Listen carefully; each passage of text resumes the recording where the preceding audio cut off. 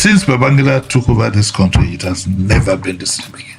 Most people didn't know that the people of our father's generation, most of them were not businessmen. And even when they were living in Ikoyi, they didn't own the houses. Well, all those who were the so-called Adepotas growing up in Ikoyi and Apapa, these men, they were all staff quarters in those days. A pastor, Ibiyomi or what, I forgot his name, said the other day that Jesus Christ never visited poor people. How can a true Christian say that? A lot of our pastors are very dangerous people. Very, very dangerous people. Very, very, very dangerous people, to the point that some of them must be in the occult. One politician was asked, one governor was asked by Shehu Okinbaloye, which university do you attend? He said the matter is in court.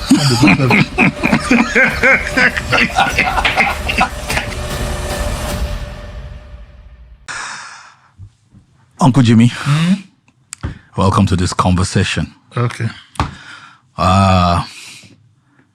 Veteran journalist, media icon, and the latest septuagenarian, one of the latest septuagenarians, because between April 9 and today, you are already old school. Yeah. Whether I like it or not, whether I like it or not, that's what it is. Yeah, fantastic. I'm sitting here like this, and I'm feeling that you probably look younger than me. I wonder what the secret is. Maybe you should get a mirror. What's the secret? And here's what makes it interesting, even doubly interesting. This is your 50th year in media. Yeah. I started quite early. Have we started? Yes, we have started. Okay. I started quite... I wanted to know if I'm on record. You're on record, yes. But I have nothing to hide. I started early. I did my school start quite young. Did the A-levels. And then finishing A-levels... way back then, I think you had to wait a while to go to university. Yes, certainly. And my dad was a lawyer, and he believed very strongly that this son of his could jolly well be a lawyer like him. And so he wanted me to study law, and I bluntly refused. And so, out of frustration, one day, put me at the back of his car. And that was what it was way back then. Life was relatively simple. Just say, what it is, Jila Rolla. Say, yes, sir. To those who don't speak English, you better wake up very early tomorrow morning. I said, yes, sir. I did. So when it was ready, I sat with him. Drove me down to the Daily Times. He didn't tell me. And took me upstairs, asked to say, Alhaji just at 7:30 in the morning. Whoa. And which later I found to be strange, that Alhaji Joseph would have been there that early, so they'd probably spoken. And he was ushered into Alhaji Joseph's office, and he said, Joseph, oh my Lord, this is your son. And Alhaji, Jimmy, how are you? And stuff like that, and said, well, he says, only journalism, don't first, so take care of him. And that was it. And he left. He just turned his back, and Alhaji Joseph said, sit down. I sat with Alhaji Joseph. I remember that day I was so excited. And one thing I remember that excited me so much was the smell of ink. Anytime I go to a newspaper house, I get a high on the smell of ink. I was so intrigued. And that was because even in primary school, the school I went had some kind of school magazine. Okay. In secondary school, from my Form 2, I was a member of the editorial board of the school magazine in second year. So I was excited. So I sat with Alhaji Joseph till about 1:32. He told somebody to take me to the canteen. The whole place was almost empty. Then as soon as it was about 2:30, I started seeing a buzz of activity. Everybody kept running into his office. And I want you to remember, in those days, there were no computers, nothing. Everything was manual. And he pressed his back. He said, call me Bolabo. That's Bolabo Ogunsanwo. Wow. It's called me Bolabo. Says, this boy wants to be like you. Take him away. So I went away with Bolabo Ogunsanwo, who had no time for anybody. He'd always be rushing in and out. And so he then said, take him to Chief Ola in the newsroom. They threw me to the newsroom. When I got to the newsroom, then I was told to go to sports. The latest Bay of Shutolu. And then I met the likes of today, who is now a senior advocate, Kola Awodehin, one of their locals. We're all young chaps. We were there on something like appeared like a vacation job. And SB Oshitolu, who offered me as soon as he said, young man would like a cigarette, I said yes. So at least my cigarette was 18 plus, And then it wasn't your first time, actually. Sorry? Certainly wasn't your first time smoking. No, I started smoking at the age of about 14, 15 because my dad was a smoker. And that was it. So I did that for 3 months plus. Then I had to go again. I found myself in the Ministry of Justice and worked for a year. And finally, I got to university. So I knew by the time I got to university, I was stupidly, intellectually arrogant. I'd gotten my newspaper, we call it byline. Yeah. I got to my first byline. Working with Toyima Kontru, byline means by Jimi Disu. It was in the papers and I kept staring at it. So by the time I got to university, I couldn't be bothered. There were a lot of us in that age grade who went straight from A levels to employment. Sonny Rabo, I think Miwa Adetiba too, BC Olatilo, I think Yori Folani. Those who went to radio easily made a career out of it. I remember one or two, I think Sonny, a little or no time, started living in Ikoyi then and had a B2, It's a big deal at the time. Yes, there were, I remember then. So I then went back to uni. And I was in a hurry to leave university. I ended up spending 5 years, so because activism also took a better time of my, but I just wanted a degree. I was in a hurry to get out because when I was growing up, it would be unheard of for you to say you don't have a university. What could have happened? It couldn't be money. When I was growing up, money in the sense that I'm not saying that I had money. What I'm saying is that if you came from the West, you had automatic bursary.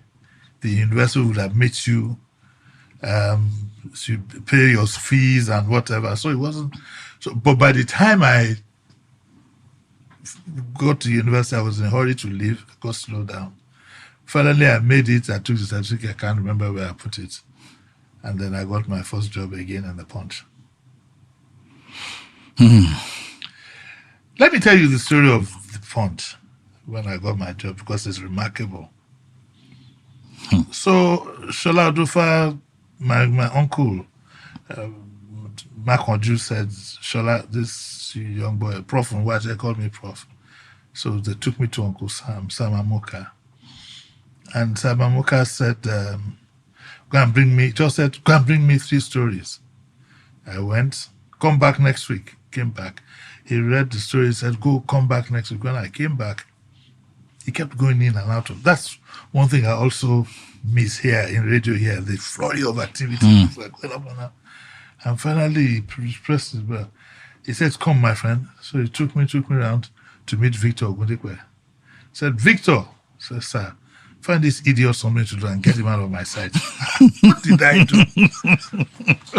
It turned out that so Victor said, Jimmy, welcome, you got yourself a job. So after about the end of the month came, no salary, nothing. So I went to see him and said, Uncle Sam, I haven't been paid, I don't know. I said, oh, okay. Then he said I should put in an application. I did. And I applied as a reporter. And it was shown to him, and he took the paper. I saw him scribble Said to these idiots, don't even, you young people. Said, how much do they pay you in the ministry? I said, I think it's at 3,500 per annum, sir. He said, okay. And I called the Hijator, take him to personnel. When I managed to wrestle the paper from the Hijator, he had cancelled report. I put senior reporter. And I thought he cancelled it to reporter that I'd embarrassed myself. When I looked at it, it was assistant editor.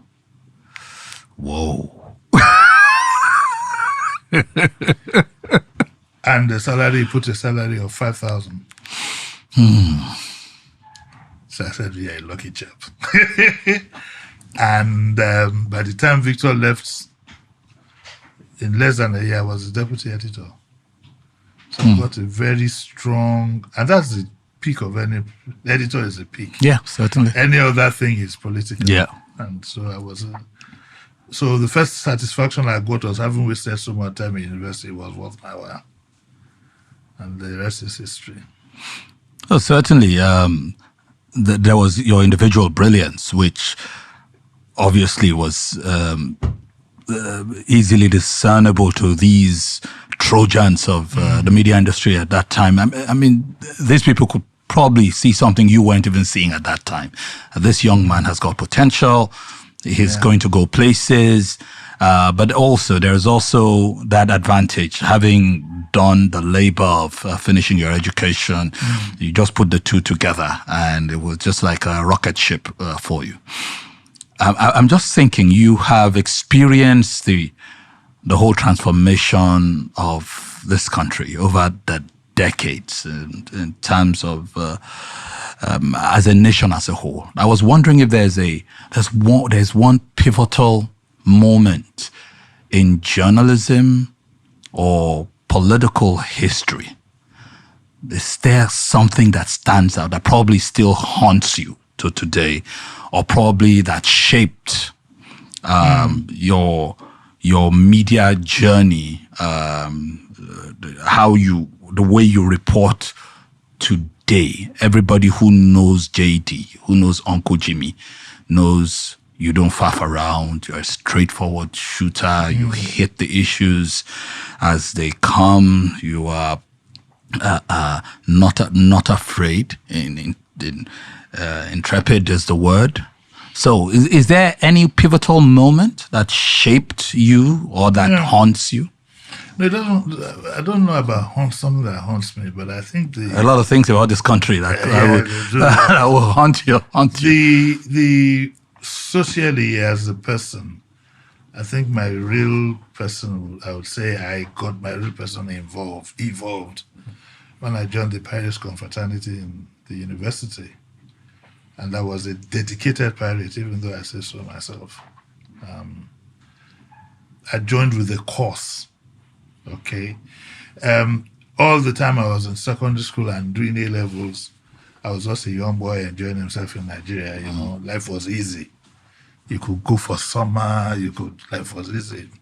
But when I joined the Pirates, then with a purpose, I realized that I joined principally because I felt that, which is funny for a young guy, I just felt that the environment needed me to put everybody on the straight and narrow, which looked very much like an easy job then. And so I joined the Pirates when I was in Uniben. Of course, I went to Unilag. I was thrown out of Uniben. Then went to Unilag. And then ended up becoming the head.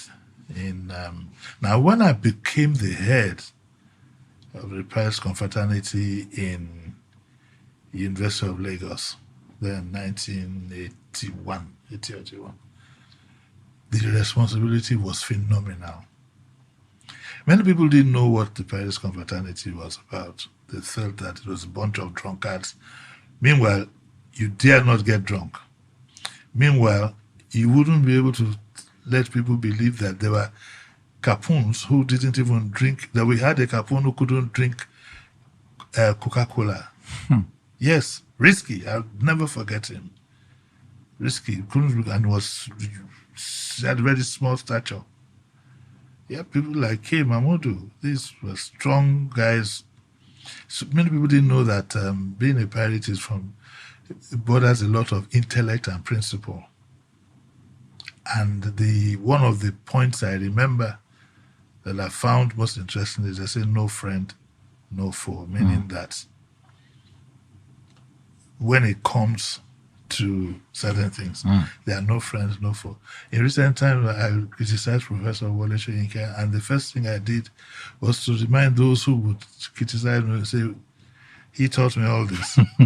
And I criticized him for not understanding what the obedience are all about and so on and so forth, and kicking a fuss over it. So I think that was a turning point for me. Politically, the turning point for me was the day Babangida took government. Because we were all through university. 1985. 85. When we were in university, was 83, was the year Shagari became the president. And all of us and we were looking forward to democracy. Yeah. You know what I'm saying? 83, that was his second term. No. Shagari. Shagari, no, the first, yes. His first term was 79. 79, yes. 79. Thank you very much. I think I was in my second year or so. And we were all looking forward to democracy that at last will, even though we were relatively young when Awu and Co, but we said Nigeria is going to have democracy. This is nice to help with the government. And then Shagari and Co started messing up, which was evident for everybody to see. We were all happy when Buhari took government and was locking everybody up. Idiagbon, and so on. Buhari Idiagbon, yes. And that's why when Buhari came a second time, I was, performing far below the expected. I think the credit of that time would have gone to Idiagbon. Yeah, a lot of people felt Buhari was the face, fine gentleman, yes, but Idiagbon was the fist. Its credit would have gone to Idiagbon, even intellectually. Because I don't know, the second comment. I don't think Nigeria has been too lucky with you couldn't make a connection between the Buhari of 83 and the one. I couldn't. Now that I know what I know, I wonder why I kick myself in the butt why I supported him on the second time coming. But when Babangida took over, and I thought that we knew Babangida's history, which I'd rather not expatiate. We all, I remember telling me you were at Detiba. A lot of people liked Babangida. It was charming, especially in our industry. Yeah. He knew a lot of people by first name. I never met him. He never forgot a name, never forgot a face. In fact, there were some names that you didn't know him, but he knew you. But I never met him. And so there was, and I remember telling me you were at Detiba. I remember telling me I think it was me that I told that Nigeria is going to regret what is going to happen. And that's exactly what happened. Since Babangida took over this country, it has never been the same again. It has never been the same again. Since then, though, having said that, he had a very nice cabinet. He had a good face of government, but the underbelly. Babangida had the best cabinet you could ever have. I think he's had the best cabinets in this country. But the underbelly, the boys moved in. The boys who had run, everybody had run for cover, all started. The boys who had run for cover, some of them, the Allen Avenue boys, now came back. They'd gone legit. Then how do they say it in the underworld? They said they've gone legit. There's another word for it. I remember.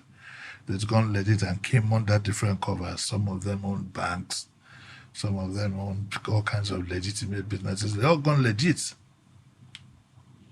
When I look today, there's something about knowing history. When I look today and I see some of the motivational leaders giving lectures, I just smile. And I look at these young people they don't have an idea what's going on. that was when a lot of the boys' quarters boys made the first move to take over the main house. And since then, Nigeria never recovered. It just bought a new breed. Oh, they went legit, went into banks, went into oil, built hospitals, built hotels. And for the younger ones coming up, those were the heroes. Most people didn't know that the people of our father's generation, most of them were not businessmen. And even when they were living in Ikoyi, they didn't own the houses. Well, all those who were the so-called Ajebutas growing up in Ikoyi and Apapa, these men, they were all staff quarters. In those days, they put your name.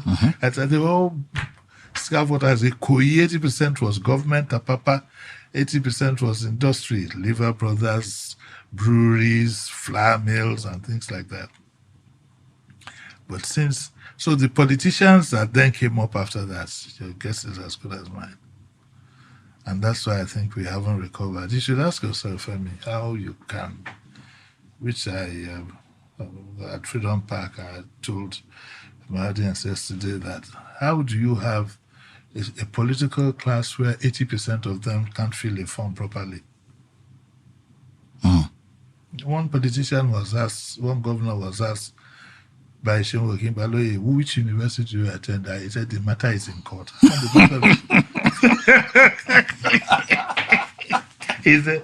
said the matter. My university matter is in court. So that tells you, let all the boys send forms to the National Assembly. There'll be discrepancy in age, schools attended, criminal record, name it. All that has origins. And they frightened everybody away because they had the loads of cash. And the principal people found themselves running for cover. So the foundation to all of this was laid during Babangida's time. That is my belief. Abacha was a different breed, though. Abacha was a different breed, but I think the foundation for all this was laid during Babangida's time, which is slightly evident from the launching of his book. You can see. Yeah, certainly. All the accolades were said. People, we tend to forget, or we tend not to realize that a lot of these so-called funds that were raised at the launching of that book could jolly well be traced to government at one time or the other. But a lot of them have gone legit. They are now captains of industry. And I'm very cynical about that. They're not captains of industry. And you know a lot of them, so... You know a lot of them. They are the big boys. Yeah. Literally run everything now. Yeah. Even the media. The media is not exempt from all this. Very few of them can come and tell me, Jimi Disu, to come and sit down. You want to lecture me at corporate level on how to succeed. Which is something I often hear about you. Everybody knows that Jimi Disu will knock you. It doesn't care. But people say that Jimi Disu, he knows them, they know him, he's their friends, they will probably hang out at the boat club or at the tennis club in the evening, and it will be like, guy, now take it easy now, you know. What is it like? People don't know me.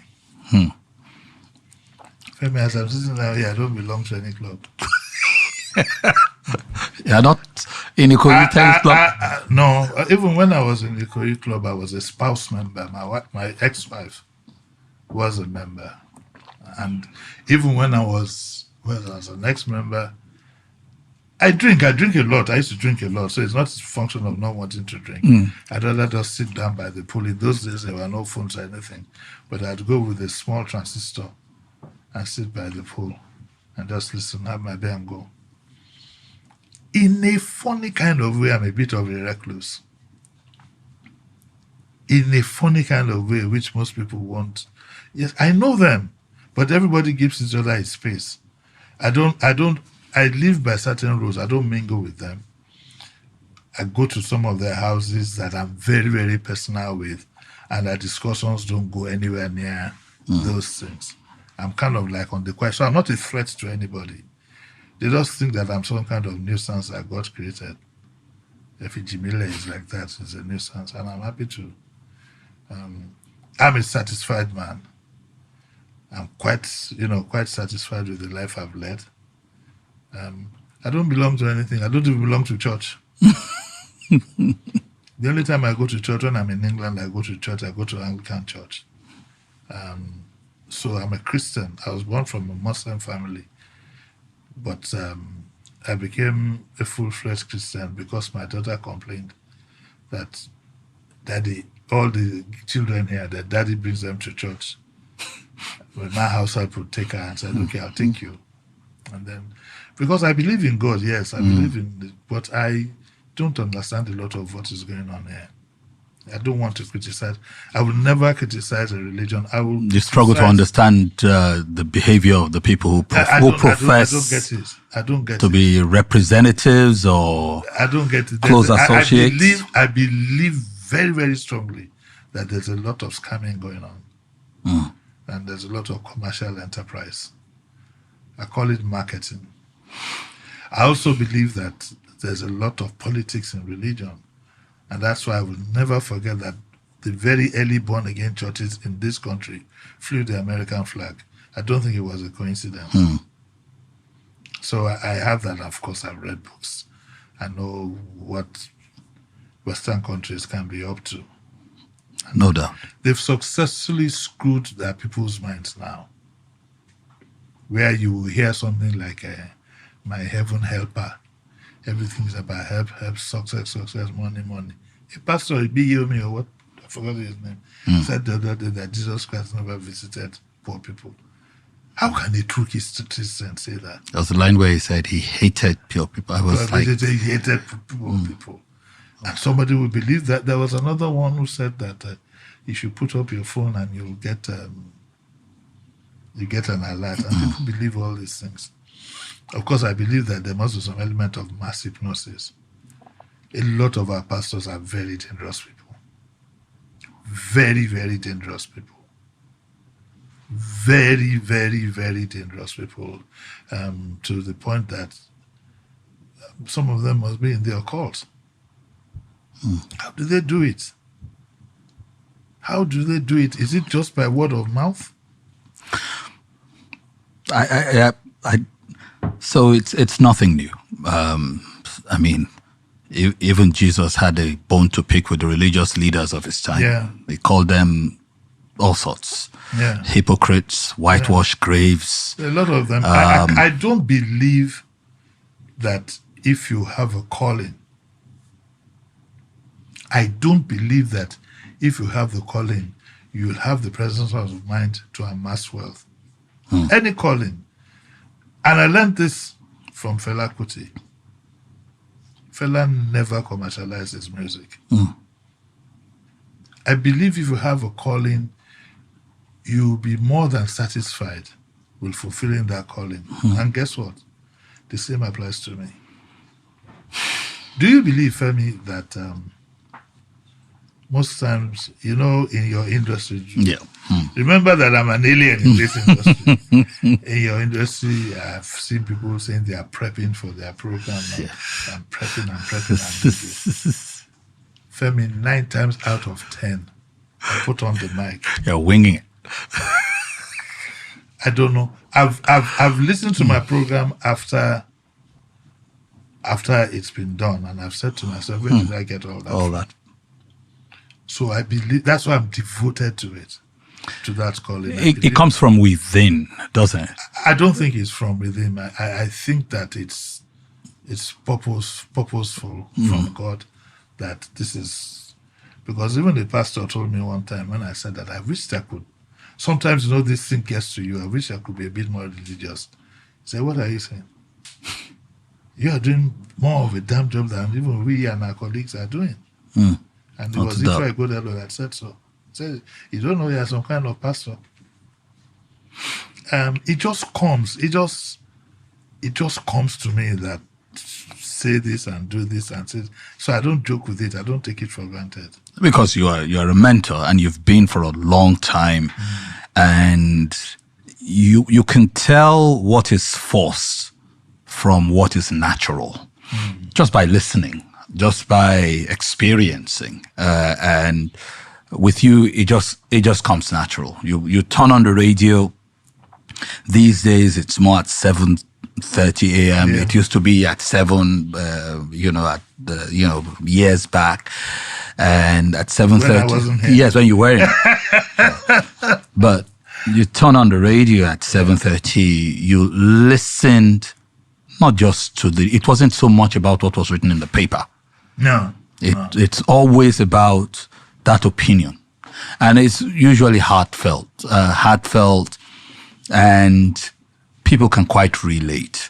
Sometimes you get the sticks for it. Sometimes you hold positions that are not popular opinions, and you are not ashamed or afraid to share. Because I tell, I train some of your people, like, what do they call them, trainees or whatever. These people that come for interns. These are interns. Yeah. I call them once in a while and tell them, and I said that for me, the first rule of journalism is one. In this practice, be yourself. Don't try to be like Femi. Don't try to be like Jimi Disu. Find yourself and be yourself. 2, do not be afraid to make a mistake and admit it. You're human. Even Google makes a mistake. Makes mistakes. Yeah, it does. So AI makes mistakes. AI makes mistakes. I was researching. So I listened to you this morning, and you were talking about bringing somebody on the show. Yes. So I started saying, asked AI to get me the man's contact and all of that, and AI gave me So I asked specifically for, give LinkedIn. Then I said, so I saw the LinkedIn contact, and I said, also give me his X account. Give me an X account with the same name, but it was some kid, one small boy.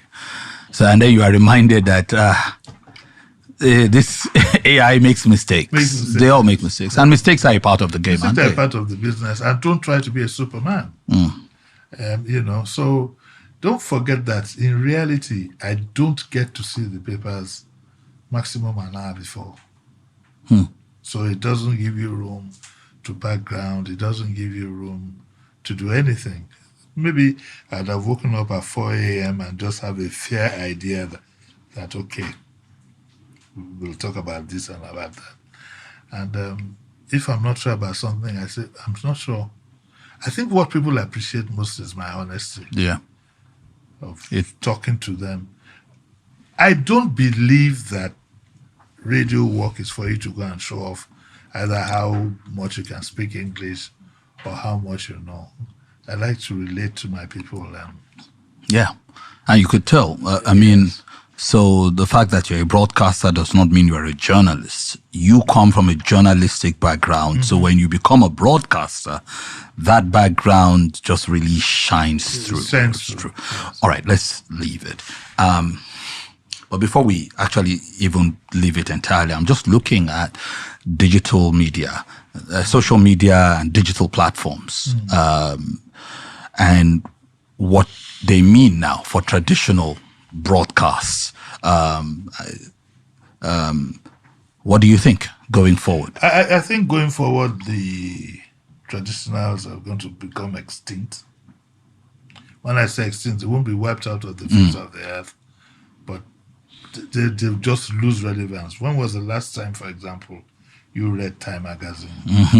When was the last time, I ask myself, I read economics for 20-something years. I don't read it anymore. I used to read the Financial Times and so on. I don't read it anymore. In the Herald Tribune, the National Herald Tribune, I don't read that anymore. And that is because you pick up a lot. Even the softer reads. Yes. Reader's Digest. Reader's Digest. Mad Magazine. I think they folded up. Yeah. Reader's Digest has folded up. And so you find yourself depending more and more on the social media, breaking news. and so on and so forth. But it's very, very, very, very dangerous.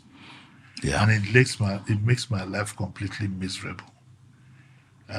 Because by instinct, sometimes you say some things, you will have believed it. I can't remember how many times I've retweeted something that I've regretted. Yeah. And then It's so real. So real. you seem to trust the source then. What has also happened is that it has taken the, let me use this safe word, the intellect out of even politics and everyday living. Everybody has now become an expert on something. Everybody has an opinion on something. And I think those who lead us politically will have a problem. I give you an example. Anybody who has a depth of the way the world goes, international politics and so on and so forth, wouldn't have told the United Kingdom to pull out of EU. It was the social media, those who didn't understand the real issues, that made everybody believe that they had an opinion and they voted and took the UK out of the EU. The same is going to apply to us. In the past, when you had politics, like in 79, it was the intellectuals who pushed candidates. Not that we got the best results, but it's gotten worse now. Where, because of the social media, everybody believes they know, they have access to the wrong information and so on and so forth. And then it then becomes difficult for people to have a clear understanding. Look at Nigeria, for example. That's what the Yorubas were told, a lot of the people. Don't give power to the Igbos. They cannot be trusted. Is it yours? Is it yours to give? If it's yours to give, if you don't trust them, why should they trust you? So we've lost the plot. I mean, I can't imagine how it would have happened. With all the things thrown at this current president, under the same circumstances, he wouldn't have been able to make it, say, way back in 82, 83. Do you know why? Because it's the media that would have controlled the flow of the information. So is it a good thing or a bad thing? Media controlled. I media then sometimes tended to abuse their power.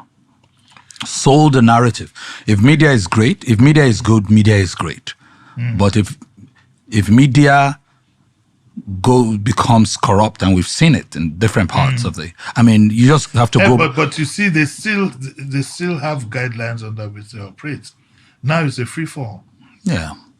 There's so much false narrative push, and the old action group dictum that says that if you keep pushing bad news, it will become good. If you keep pushing falsehood, it will become the truth. That's what you have now. Close your eyes, for example, and look at all the discrepancies about age, background, and being involved in crime. With the kind of media that we had at that time, it would have been put under better control. Which leads me to ask you this question I want to ask you. What, in your estimation, is the most underreported story or issue in Nigeria today? And why do you think government and media are, being literally pushing this sort of story? Why are they overlooking it? And there could be many, but is there anyone that stands out for you? It's one. First of all, who owns the media now? Who are those who control the media? There are very few independent media that you can talk about that are professionally set up. So the media, we have to check the background. They're owned by politicians. One of the most well-equipped TV stations today is owned by politicians. far-reaching. One of the newspapers that print in about 4 or 6 centers in the nation is owned by a politician. Before other newspapers get to the streets, I'll give you an example. I was the director for a paper called Compass and then 234 Next. Before we could ship our own papers from here to Abuja in the morning, either through road or whatever, they're already printing in Abuja. We didn't have that kind of money. Who has that kind of money? Politicians. 4:30 in the morning, they're already at the motor parks. So you find that the media, the politicians also have found a way around all that. So they virtually control the media, and a lot is hidden out there. But does that mean that social media is more or less the people taking the power and the narrative of the privileged few? Well, that could be it. But you also know, you and I both know, that this thing we call media, it has to be handled technically. It has to be handled. And the social media, until recently, when we have this so-called crime, this, what do you call it now? This new police crackdown. What's the word for it now? Excuse me, now I'm an old man too. Is it a transition from SARS or something? No. There's a new phrase, cyber crimes unit or something. Yes, that's 2 old men. So there's really no control in the social media. There's no control, and there's a lot of falsehood. With the developments coming up again, I wonder what this world is going to be 10 years from now. Some of the things that I see. Yeah. It's going to get to a point that a lot of people will lose interest in looking for information and will just keep to their very close unit and know what they know is what they know. It sometimes the cycle goes round and round. Yes. But that also brings to mind the issue of citizen journalism. And a good example, for instance, is one of the latest stories that broke about the FBI in America, a court case instituted by a Nigerian, a young David Hundeyin, who I see as a cross between a citizen journalist and a traditional journalist, because he has a platform. Apart from and I only learned recently that he even has a regular 9-to-5 job, but he has a media. So sometimes when people say citizen journalist, they just think it's just a bunch of riffraffs running around. But there are a number of people who've been trained either by media organizations or by civil society over time, who have some measure of training, who are exposed to certain tools and then who learn to deploy these tools to good effect, and who have managed to have a measure of credibility, and who have also dared to go to places traditional media probably would dare not go, or will probably be hammered by regulation and all of that. Yes, I hear you. It's scary when you look at it. If you unleash the wind uncontrolled, it will be problematic. But sometimes too, who are the people doing the controlling, and what is their agenda for controlling people? Is there some good that might come out of all of this? There would be some good if we could take it at face level, but if you go deeper, these so-called riffraffs that you refer to, some of the word you use, riffraff, to describe them, some of them are activated operatives for various reasons. That's how cynical I am about this new, what you called... citizen journalists. Yeah, I believe that a lot of them are buried operatives who are activated for various reasons by their activators. Unfortunately, I think that Africans generally, and Nigeria in particular, have not seen what how powerful a medium can be. And I believe that in that space, I'm sorry, I'm a bit cynical about those things. I'm a bit cynical, or let me just say I'm an ostrich when it comes to those. I just bury my head in the sand, and not, because some of us have been approached for these things. Yes, I mean, they could jolly well imagine they come at you innocently and so on and so forth. Some of us have been approached, and some of the so-called heroes. You just need to take a second look and ask yourself, where do some of these guys get the money that they operate with? Some of them stay in the best hotels in town. Some of them have the best facilities. Some of them are being activated without knowing that they are being activated. They think somebody somewhere is helping their activism, whereas there's nothing like that. I'm very, very cynical about this. They have the value, though. Yeah. But I'm very, very cynical about the ultimate reason why they're in operation. Very, very cynical.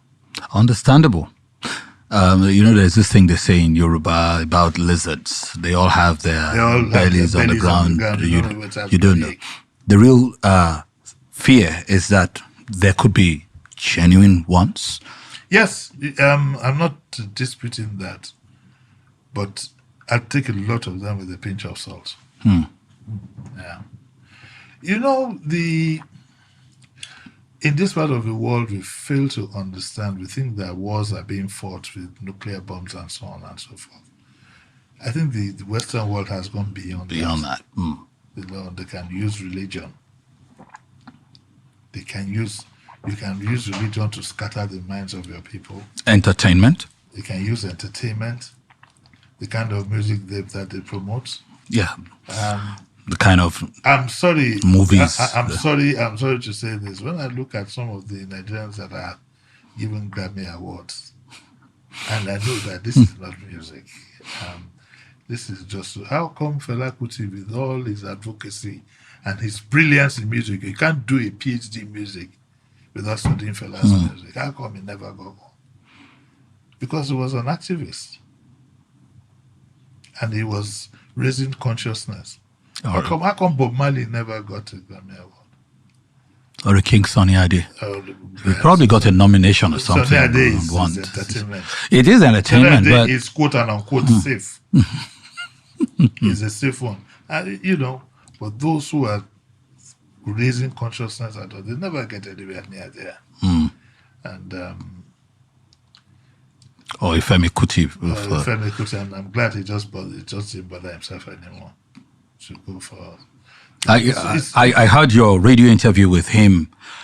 Brilliant conversation. Yes. And I was thinking to myself, when is Uncle Jimmy going to start a podcast? These are conversations that should be had. I seem to hear from the grapevine that we are not very far off. Not very far off it. Well, I must say that you and said I finally got, I hesitated. Indeed, I bought equipment. Indeed, I set up a studio in my house. I really wanted to, but these things were becoming to a penny.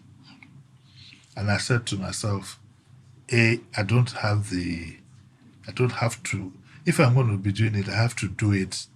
It has to be top notch. Certainly. Everybody puts a mic and an iPhone in front and they say they're doing podcasts. Opens their mouth. And guess what? They're gaining traction.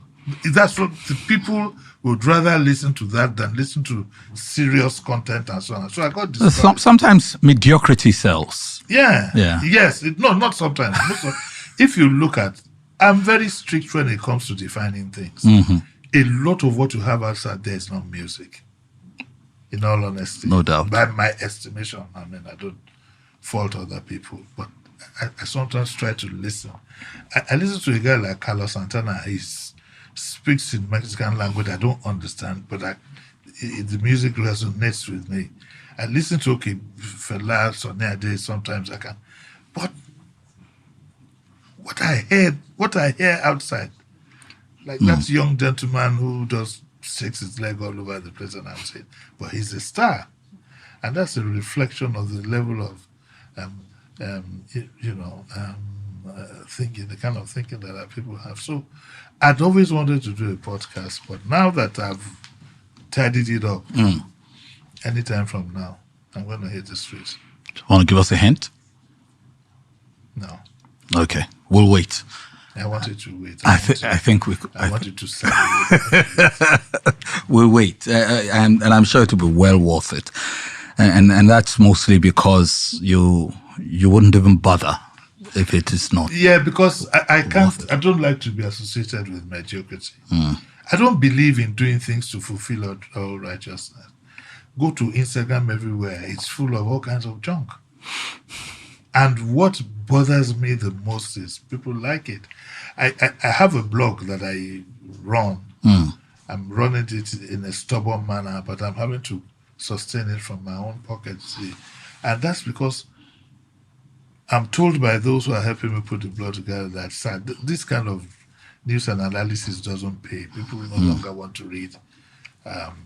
Because on my blog, I put all the serious things there, issues, for people to discuss editorials, for me, one of the most important components of a newspaper is the editorial. Yes, certainly. People don't. It used to be. I used to do the editorials before. I didn't care about what was breaking. I cared about the editorials first. Yes. I read all the pieces. I don't think people want to be bothered with intellectual discourse. They just want to know who's touching whose wife. Who's touching whose wife. And since I don't have any wife there for anybody to touch. I'm going to ask you one last question looking back, and then we'll just look ahead. Yes. You're a Lagos boy. And like I said before, you saw this country evolve over the years. You also saw Lagos evolve. And from the time that I've known you, you have been, I won't call you a critic, because calling you a critic just suggests that you just want to be critical of something. And when there is nothing to be critical about, you manufacture something. But that is not you. No. I have also heard you several times praise government when they get it right. Yeah.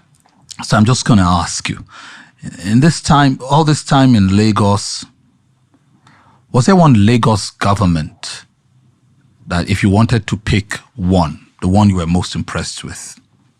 Well, you should know that. You tell me. It must be the same person. I'm what you call... I always thank God he gave us Fashola for 8 years. Politically, people attribute all these things to that Tinubu did this and Tinubu did that. It's because the Fashola years have covered up for those bad 8 years.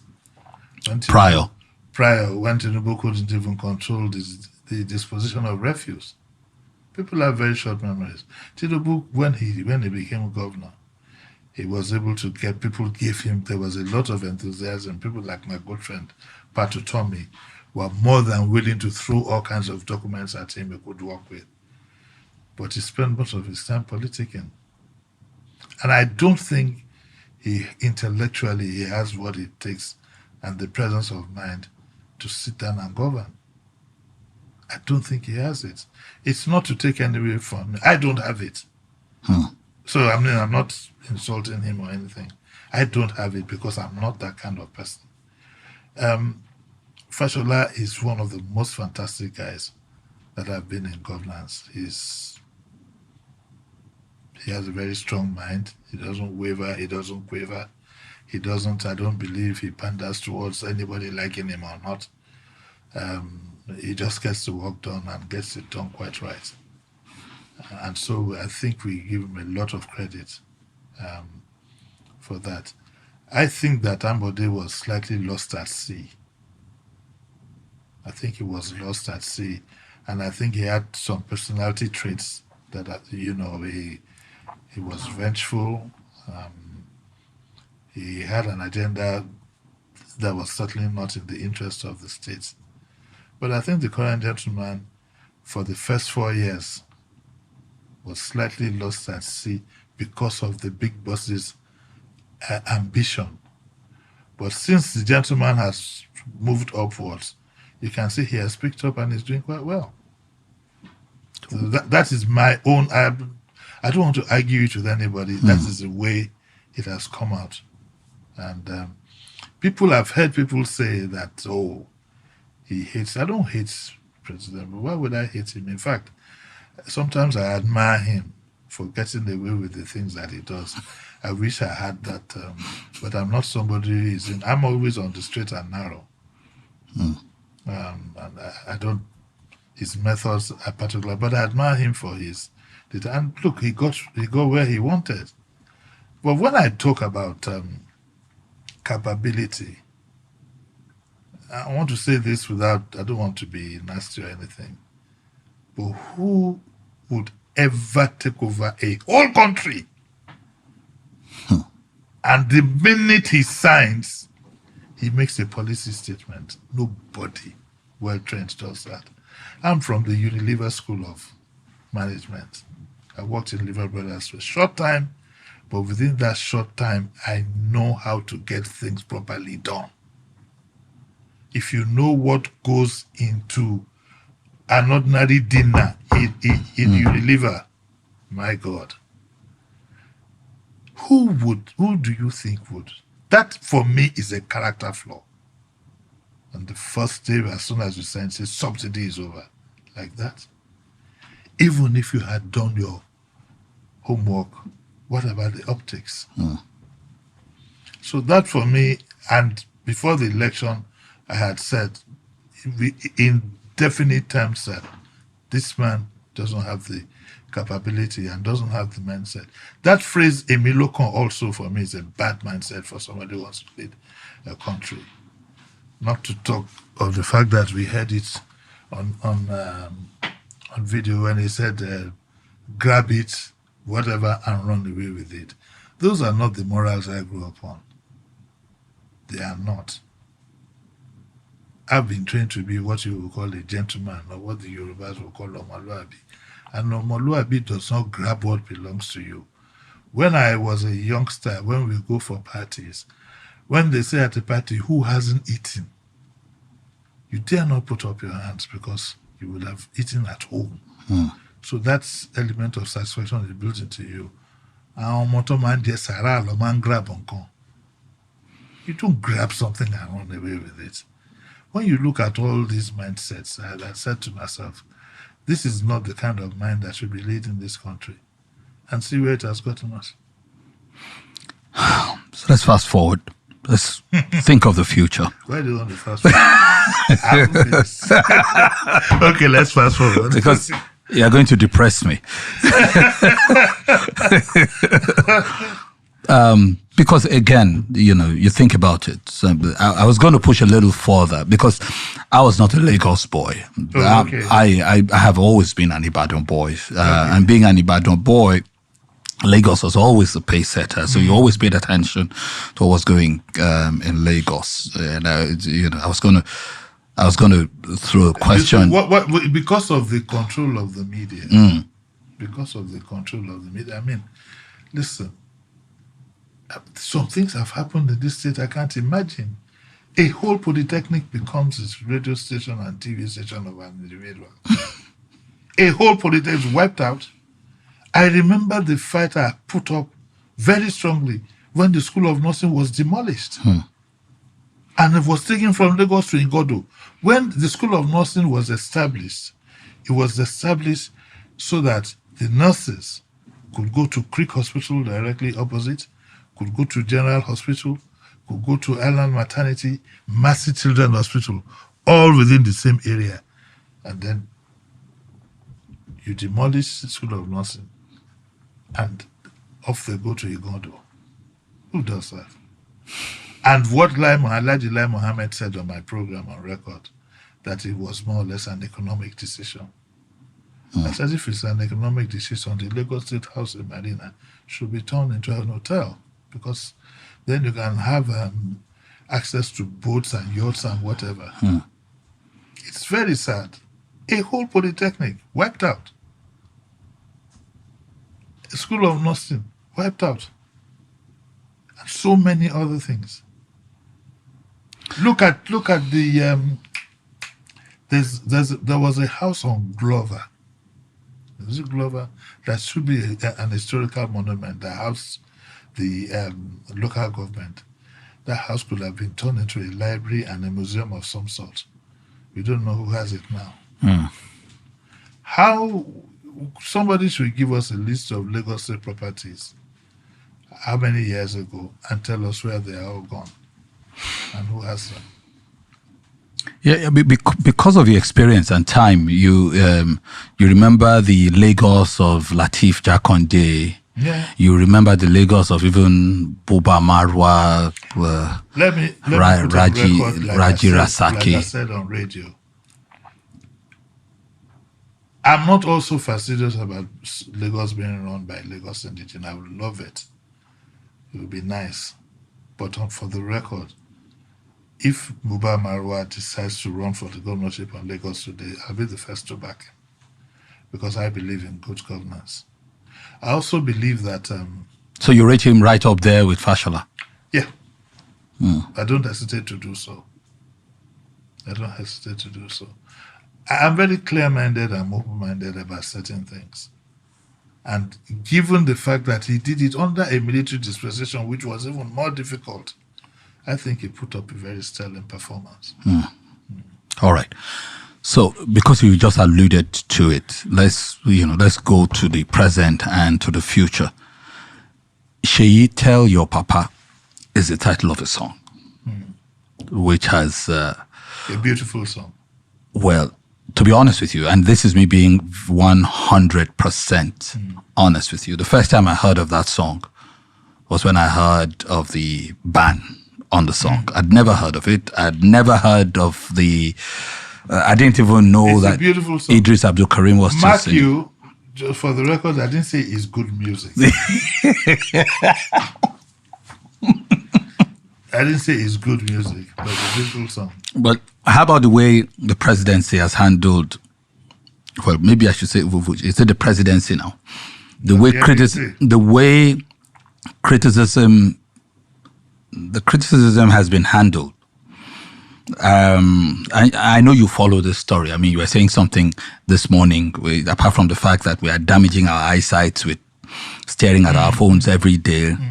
Sometimes those of us in media, we prevaricate and we give excuses that it's our job, so we have to do it, and we probably send ourselves or our eyes or other internal organs to an early grave. But we follow these things. What do you think about the reaction? Well, first I'd like to... You can't run away from talking about the embassy reaction, even though that's a very sensitive area and we try not to offend them, but also we must tell ourselves the truth. I think they overreacted. I think that, and I don't blame them, to keep your job in this current dispensation. You have to be seen to be loyal to the government. Yeah. And I think that is what has happened. Unfortunately, they have done more damage than good. Because history has shown that anything you ban... The reason why sex is loved by many people is because you do it in the house. If it was something you could do on the streets, it wouldn't be that pleasurable. It will be just perfunctory. Yes, I mean, ask chickens and goats. Yes, if you could get down from your car and just do it on the bridge and get and drive off, it wouldn't be so much of a big deal. So we have been to, and that's why adultery is also very interesting.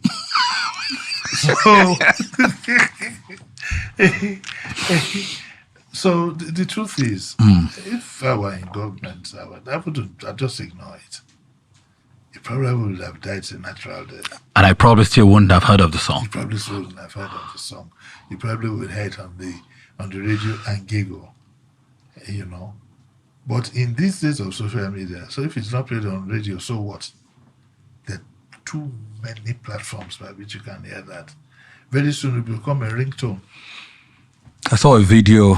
I don't know if I don't know if our people can find that video of young, of Nigerians abroad, in the UK, Yes. vibing, literally, like people are calling parties. Before you know it now, it's like Idris Abdul Karim has been done a favor. It's like They've done him a favor. it's It's a Lazarus effect. Yes. They've just resurrected his career, at least for the now. I'm sure the government itself is wishing that the embassy, I don't know. Yeah. But I sympathize with our friends at the embassy because it reminds me of my lawyer, my late lawyer, Elias. Elias will tell you, I had a case, and what Elias kept telling me is that, Jimmy, it's not about law. We don't know the mind of the judge. They don't know the mind of the judge. And therefore, you find that I think the embassy, somebody trying to reach his job. I wish they had waited till maybe an inner circle of security people have sat down and they would have said, why don't you just let it be? But we need more of such songs. We need more of such songs to put narratives in their proper perspective. So, look into your crystal ball. Yes. 20 years from now. I'll be dead. You may not. It is people like you. The way I feel now, that's I'll be a shipwreck. So let's just look ahead for whoever is fortunate or unfortunate enough to still be here. If this current system of things continues exactly the way it is, so what do you see? And I'm talking about everything, the media landscape. Are you talking about my country or the world? So that's where I'm going. I said everything, the media landscape, your country, the world, 20 years from now. Something tells me that in 20 years' time, we might not even have a world to live in. We are so close to the precipice. The things that come out of all this AI and the kind of leaders the world is producing now frightens me. We are so close to a nuclear splash out. We're very, very close. Very, very close. Not since the Second World War have we been this close. Yes, we're so close. And that's internally, I think Nigeria, 20 years from now, if care is not taken, will be in a dictatorship.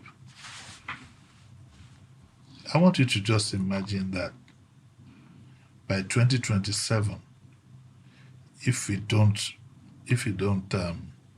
tackle the security challenges, of which I'm sure a lot of them are man-made, and we find ourselves in the state of insecurity where we have what do we call it, state of emergency and so on and so forth.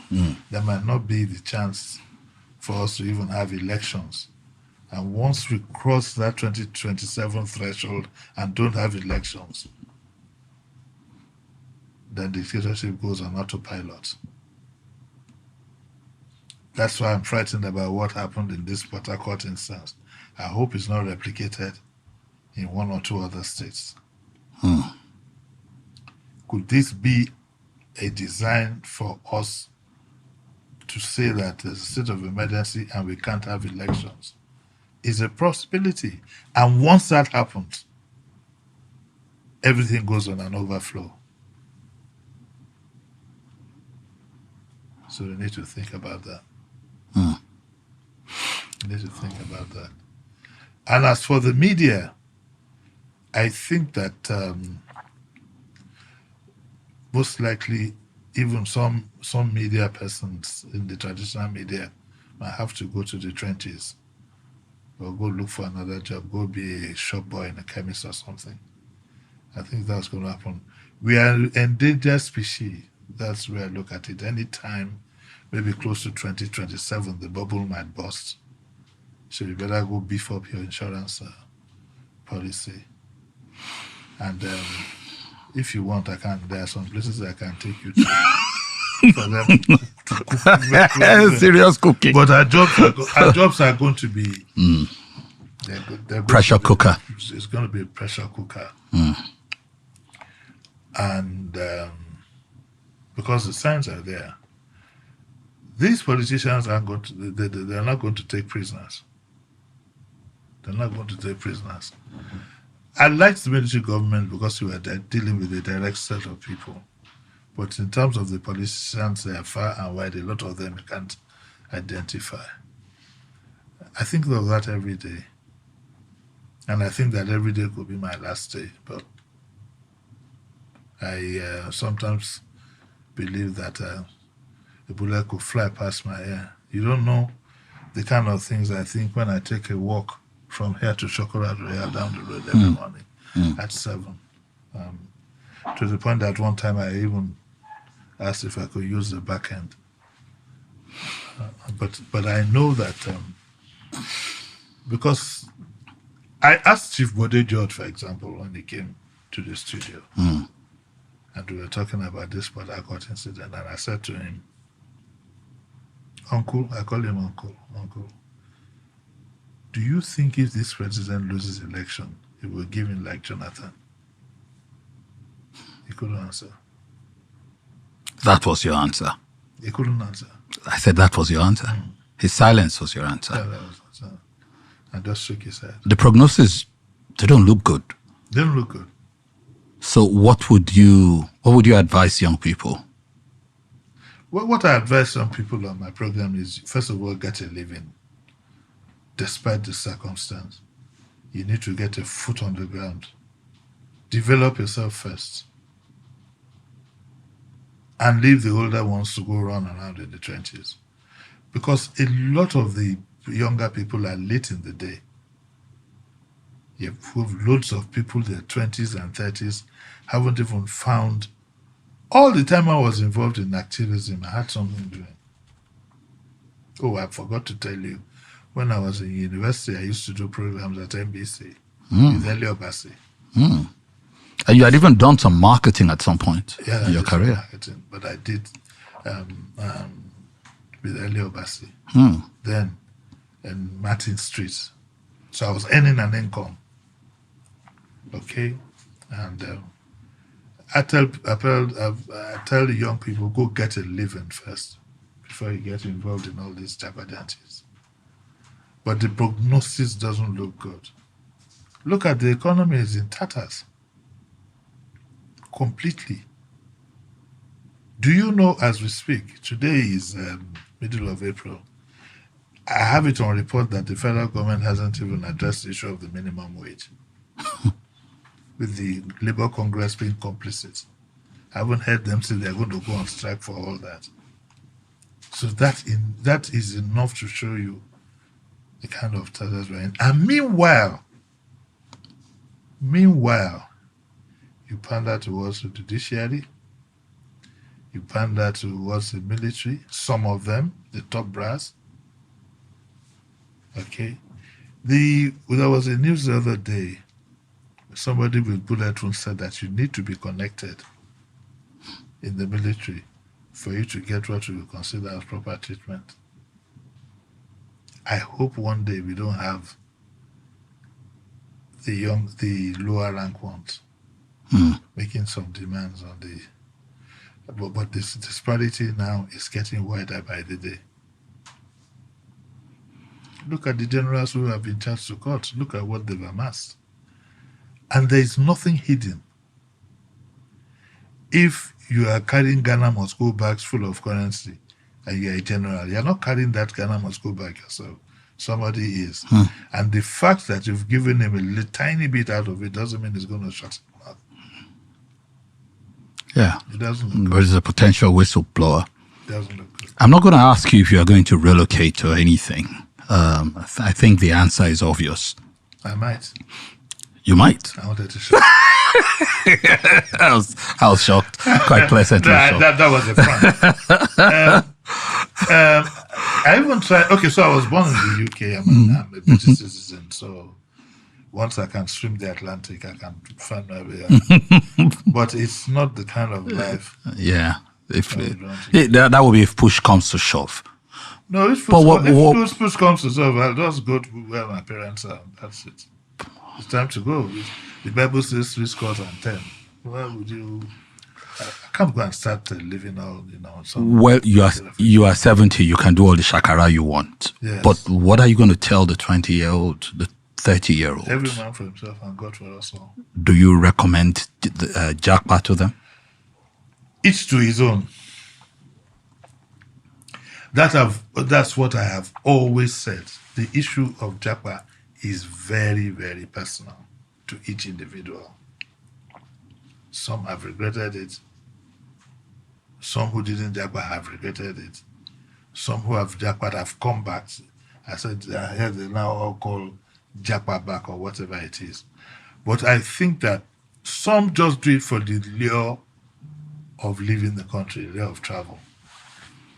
So what I say is, because I do have people who have Japa and are doing quite well. So I won't, with one sweep, say, but be careful before you hit that road. Look at how much it's going to cost you to put things together to do that. Do your homework very well before you go. Because even I, as a British citizen, I can't survive in the UK. As I'm not filing paper, I'm not doing anything, full British citizen, I can't survive in the UK. Not now. People need to watch the news, see what's going on. People are coming here for treatment. I tell you this, there was a time I was dependent on the NHS until I read the story of somebody who wanted to have his tooth removed, tooth extraction. They gave me a 3-month appointment. And if he's going to get for it done... tooth extraction. For tooth extraction. And if he's going to get it done at Harley Street, the famous place where he will need close to £300. Where's he going to get the money?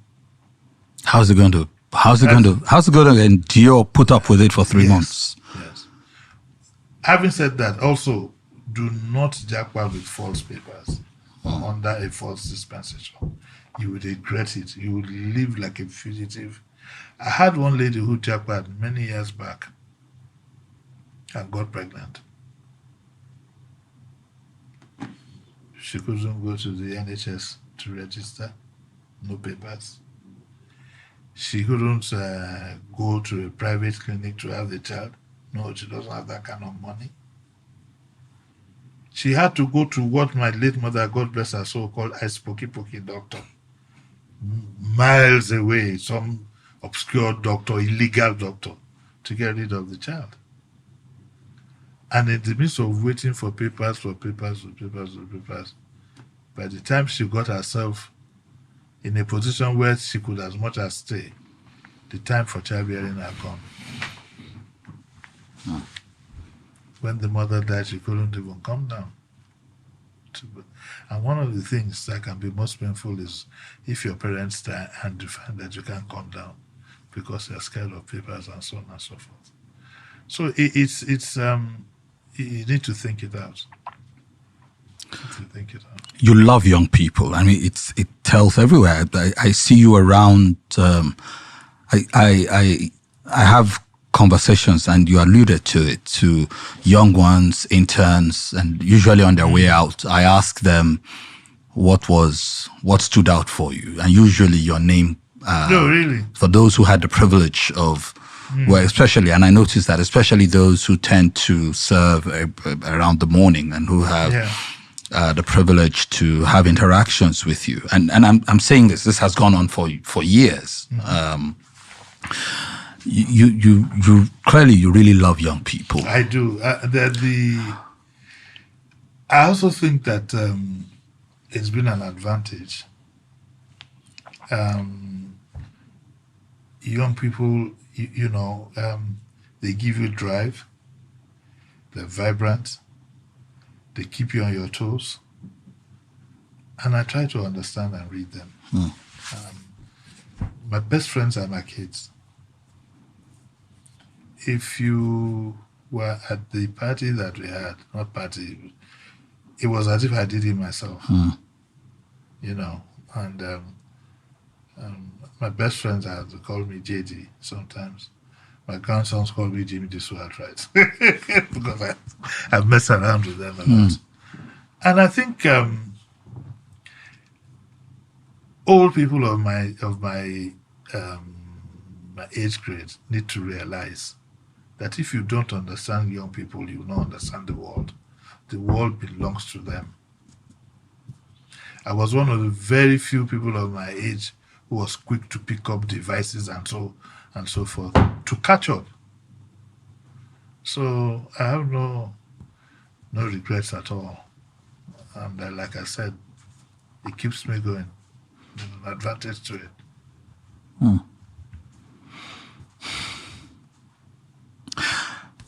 Bridge burning is a major thing that happens amongst people, young people and all of that. And just looking at your experience with people around you, especially the young people, what for you would you say would be the benefit of having people around you and tending relationships? If a young person was listening now and you had to talk to them, I know you as a mantra you would say don't burn bridges. At the same time, don't be anybody's idiot. But what would you say to a young person now regarding relationships, having people around you? The Yorubas say essentially that people are covering.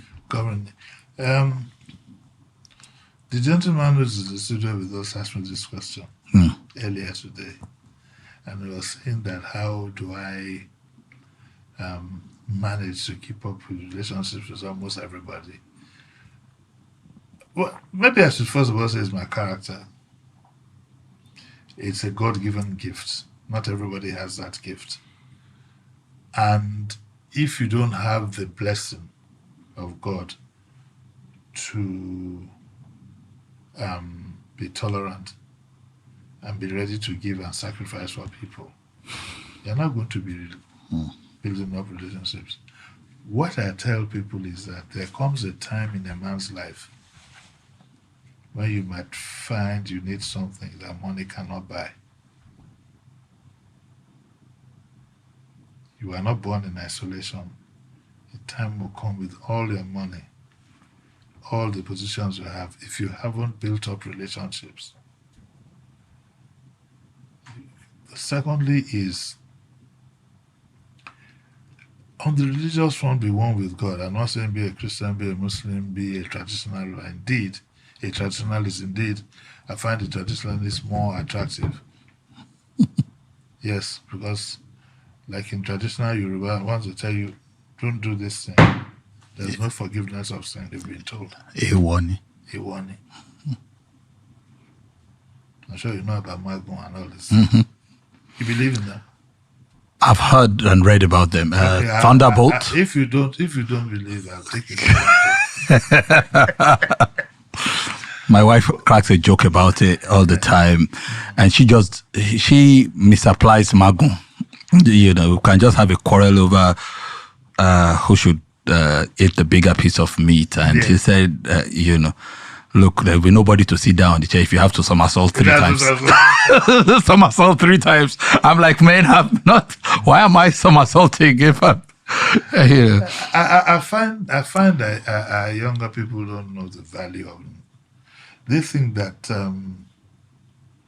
for instance, I have people come and say, "Sir, I want you to mentor me." It doesn't work like that. The man who mentored me, Mr. Samamuka, he himself told me one day, "Jimmy, you have family. You have to be there for everybody."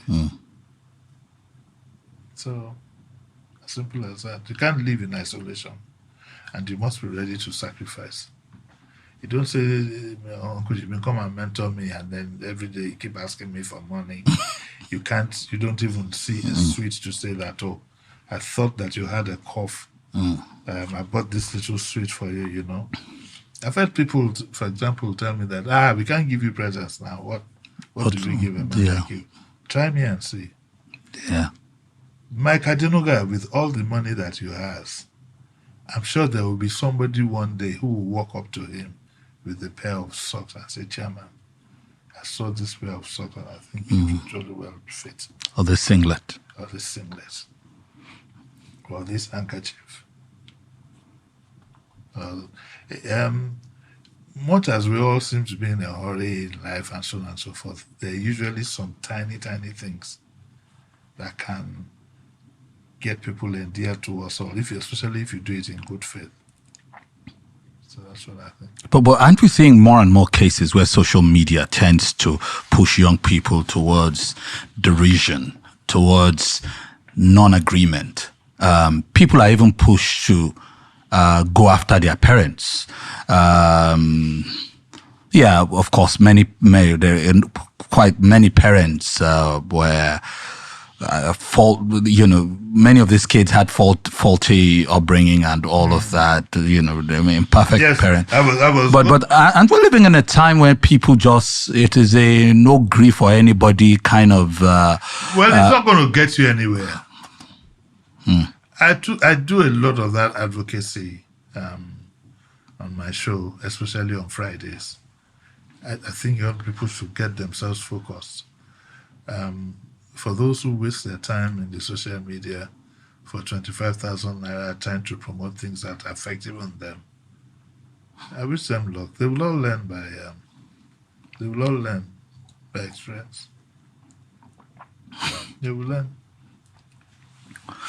It's been a pleasure talking to you, Aaron. There's once again, you've been a blessing to this generation and our profession. And I can only hope and pray that you'll be here for the next few decades, hopefully. Not that you are keen, but history has always told us that the people who, even Jesus said, he who tries to save his life will lose it. He who forfeits it will gain it. Maybe I'm doing all that because I want to live longer. I could be employed. And then before you know it, JD is 110. But I dread the life of an activity. Yeah. And just being alive for the sake of it. Me too. I dread the day I won't be able to go up that staircase to open the studio door and turn on the mic. Of your own accord. My own accord, and there will be no point. I always say I don't want to be anybody's vegetable, and I also do not want to be anybody's bother. I don't want to be put out in the sun. That would be sad. Yeah. So if you must go out, go outstanding. Go outstanding. You go one day anyway. So what the hell?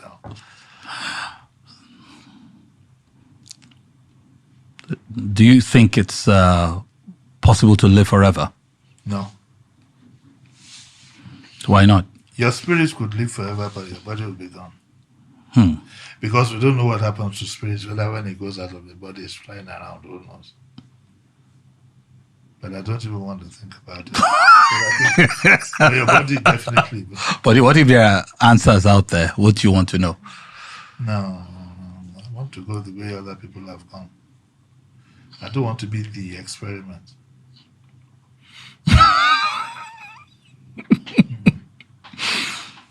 Thank you for your time. This has been a hearty conversation. Yeah. Thank you, all right. Uncle JD. Bye. Yeah. Well done.